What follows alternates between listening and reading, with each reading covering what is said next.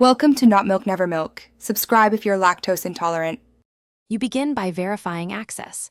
Make sure you're logged into the correct Instagram account and your email or phone is verified so recovery works. Once ready, open the Instagram app, tap your profile, then the three-line menu and choose Settings. This immediately places you where password changes happen, so don't waste time navigating elsewhere. Make sure your device has a stable connection.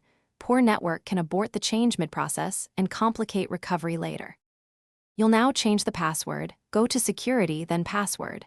First, enter your current password exactly. This authenticates you. Next, type a new strong password. Use at least 12 characters combining uppercase, lowercase, numbers, and symbols for resilience. Confirm by retyping it. Once done, tap Save or the check mark.